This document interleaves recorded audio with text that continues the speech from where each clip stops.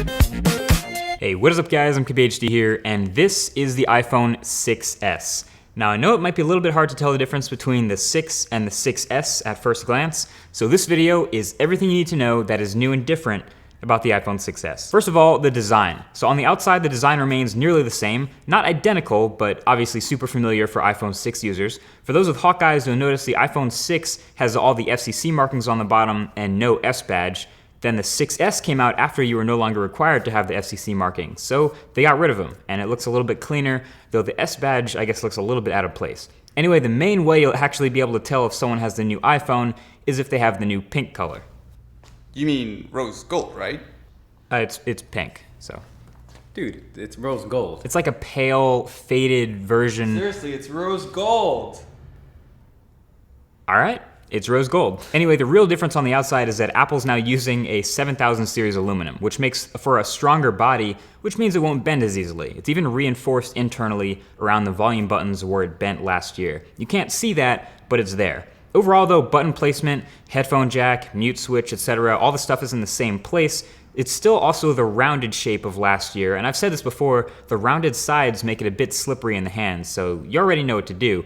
Although, something to note, this new iPhone is thicker, taller, and wider than the iPhone 6, so your cases and skins from last year probably won't fit depending on how precise they are. One of my favorite changes though on the front of the new iPhone is the new Touch ID. This new fingerprint sensor is ridiculously fast. Some might even say too fast. It's fast to the point where if you wake up your phone and unlock it with your finger on the home button, you might actually miss the notifications that you could have read on your lock screen, which is pretty funny because you can basically unlock Touch ID with just a tap now and not holding the home button. You can just touch it and it'll read your fingerprint that fast. The workaround, of course, to not being able to read your notifications or just check the time would be to use a different finger to check that or resort back to that trusty sleep-wake button. So the next big upgrade with the iPhone 6S is on the inside, the specs. So when the 3GS first came out, Apple said the S stood for speed. Technically, they haven't said anything since then, so I'm just gonna assume the S again stands for speed because this phone is insanely fast. It's rocking Apple's new A9 chip, technically a dual-core chip, but two very powerful cores, near 2 gigahertz, and 2 gigabytes of RAM, which is plenty for iOS, as we know. So multitasking is great. It keeps more apps in memory now longer than they did before. And overall, day-to-day performance is super snappy. Frame rates are consistently high. I've been using this phone for weeks, so it's not just a brand new phone being fast. Apps open and close really quickly, and performance throughout is top-notch.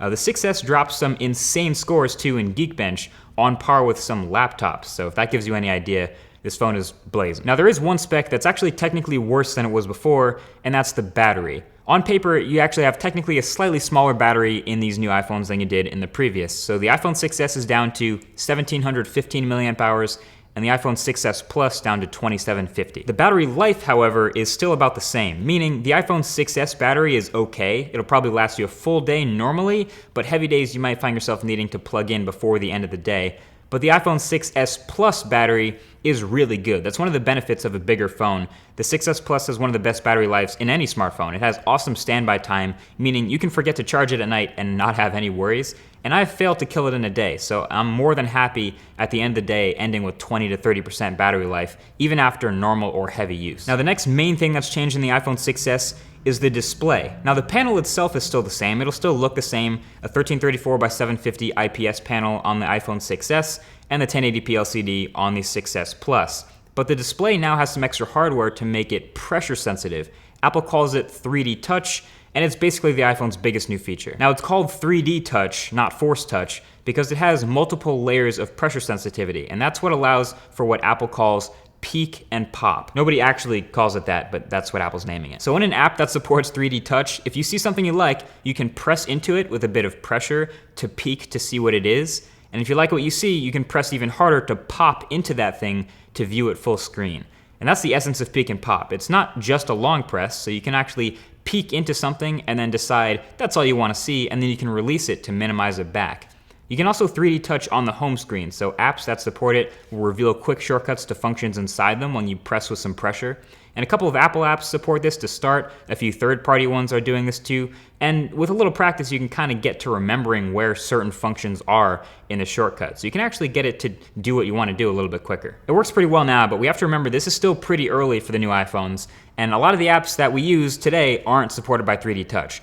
Developers, however, are getting on that, and when developers build in 3D touch functionality in a meaningful way into their apps, it'll start to build out and it'll be a lot more prevalent throughout the whole OS. So again, right now, when it's early, it seems a little bit excessive, like gimmicky, but it'll become very important in the future. When an app isn't supported and you try to 3D touch the icon on the home screen, for example, the new haptic engine gives you this quick triple buzz and it blurs the edges, letting you know there's nothing to see here. So you kind of figure out which apps have 3D touch functionality and which don't in a matter of just going around and pressing all the apps on your home screen until you find the good ones. Overall, I think 3D touch is pretty cool, but again, it will only get cooler in time thanks to developers. So the last but not least new thing on the iPhone 6s is the camera. The phone is rocking a new 12 megapixel sensor, same flash and mostly the same optics and everything, just a new sensor with the new specs to back it up. I have taken a lot of photos with my iPhone 6s Plus, partly because, I'm testing it and it's a new camera, but also because iPhones consistently encourage taking photos.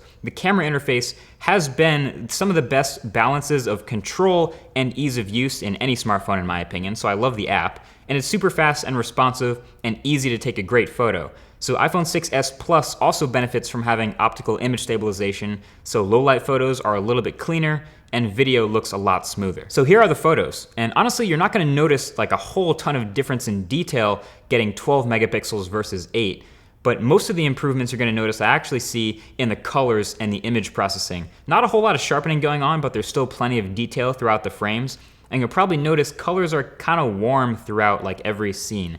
And that's actually pretty natural and a good representation of the actual subject, as opposed to sort of cooling off the colors, which might look a little better at first, but is less accurate. It handles exposure great, and dynamic range is pretty good since HDR is never really too aggressive since it's auto HDR. And same thing in low light. You start to see a little bit of noise as you would expect, but overall nothing too crazy here. And again, this is pretty much all just walk up to the subject, point, and shoot. Now jumping from 8 megapixels to 12 now means the iPhone finally has enough pixels to shoot that 4K video I love so much. And the video from the sensor is beautiful as expected. Now if you're serious about shooting a lot of video on the iPhone, you pretty much have to go 6S Plus to get that optical image stabilization. But yeah, more of the same characteristics show up here. Detail without being overly sharp, and great exposure and dynamic range while not blowing things out, and accurate colors with warm tones all the way through. There's also a new feature in the camera this year called live photos, and I've tried really hard to give this a chance and see if it's not a gimmick, but it kinda is. Basically, live photos, which are enabled by default, captures 1.5 seconds before and 1.5 seconds after you press the shutter button for every picture. And you can even see the live indicator while you're capturing after you hit the shutter button. So you can sort of view that short GIF with sound by 3D touching the photo you just took and seeing the lead up to the shot and then what happened right after. It can be cool every once in a while, like being able to see something blowing in the wind or capturing the lead up to a photo or what happened right after you click the shutter. I don't know, my live photos would probably be a little more interesting if I was taking pictures of more dynamic things like people, but instead most of mine are just picking the camera up and then putting the camera back down, usually back into my pocket. So there's an update coming to prevent this from happening by having the iPhone read the accelerometer and gyroscope to know when you stop holding your phone up. But yeah, that's pretty much it for live photos. There's no way to share them, you just share the normal picture, and all you have to do with them is set them as your wallpaper or make them your Apple Watch face. Basically, I've come to the conclusion that live photos are just a really big, beautiful demo for 3D touch. And that's fine, it's enabled by default. They take up the space of 2 photos instead of 1, so not a big deal with storage. And the only way to view them is with a 3D touch, so learn it. 3D touch is going to be important really soon. But that's it. That's everything that's new with the new iPhone 6s. It's running iOS 9, and if you're already using a previous iPhone, you're probably already very familiar with iOS 9, so I don't need to tell you about the slightly new font or the slightly worse multitasking carousel, in my opinion.